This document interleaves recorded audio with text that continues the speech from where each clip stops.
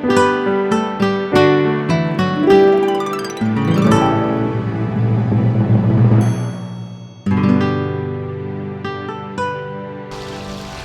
everyone, and welcome to Sunup.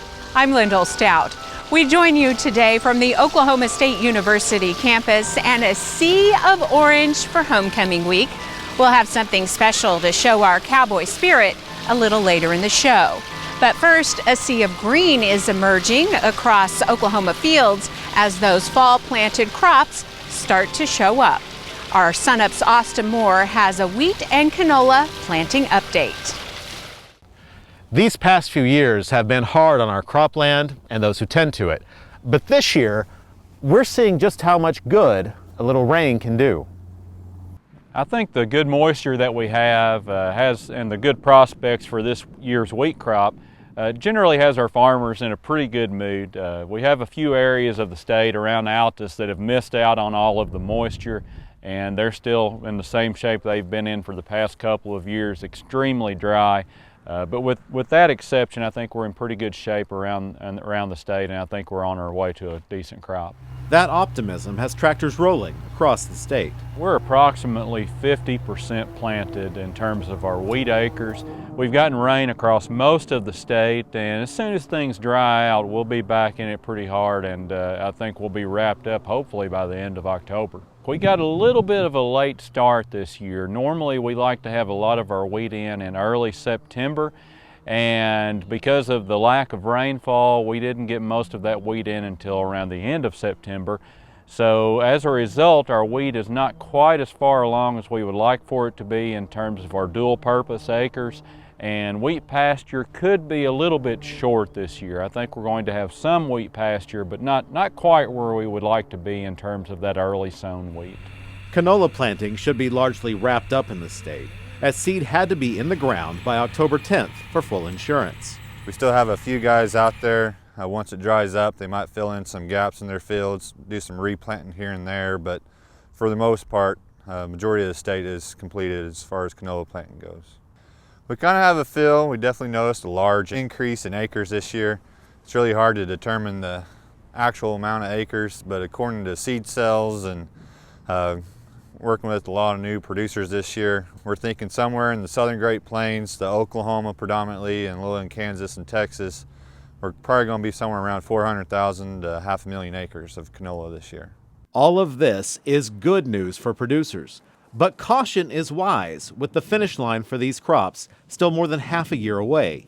We have good subsoil moisture, and now we have good topsoil moisture. So we're in pretty good shape for the next couple of months. Our wheat crop should get off to a really good start. We're going to need some more moisture throughout the winter, though, to keep us going. We're still a long way from making this wheat crop, but we are off to a good start. And that helps us out a lot, getting the crop established, getting the root system growing. We can handle those earlier light freezes a lot better than if we were completely parched to moisture. We saw that especially last year where we had kind of a combination of dry soils and early freezes. But with the moisture, we can handle those early freezes a lot better. In the meantime, there is plenty for producers to keep an eye on. Most of them are up and out of the ground and kind of at that 3 to 4 leaves, about the time when we need to start spraying with herbicides, especially if we have some of these flushes of weeds come up from these rains. It's been kind of hit or miss on stands as far as how fast they've came out of the ground. We've had some producers have some soil crusting issues that's kind of delayed their emergence. But as far as deciding when and if you need to replant, basically if you can still go out and find germinated seedlings underneath the soil that are kind of white and plump hypocotyls, more than likely it's still trying to push through, but once it does die, it usually shrivels away pretty quickly. This is also an important time to be in the field, scouting for trouble. It's important to go ahead and monitor that crop and make sure we don't have anything this fall that's going to damage it. Right now it's turning colder, but we still have a few grasshoppers out there, potential for armory worms, so it's important to regularly scout that wheat that is up. It'll be time to make those weed control applications before we know it.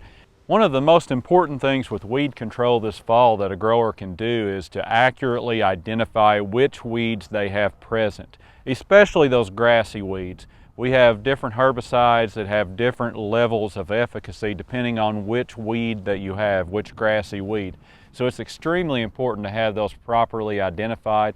A lot of times the easiest way to do that is to dig those weeds up and look at the seed, and that makes it a little bit easier to identify them that way. Canola isn't very competitive as a seedling, so we need to do our due diligence and go out and scout fields, and if we need to get a herbicide out there, make sure we get out there as soon as we can. Usually that first flush of weeds is going to be the most detrimental on the canola yields. And while you're out, be looking for some worms. Most of the seed comes treated with an insecticide, which works excellent for aphid control, but doesn't do much for Lepidoptera. So get out there, look for diamondback moth larvae, look for cutworms, and any other kind of pests that might be out there. And one last bit of advice on nutrient management. And the other thing farmers should do right now is consider putting out a nitrogen-rich strip. That's one of the most important things they can do for their wheat crop, is get those out this fall. For SunUp, I'm Austin Moore.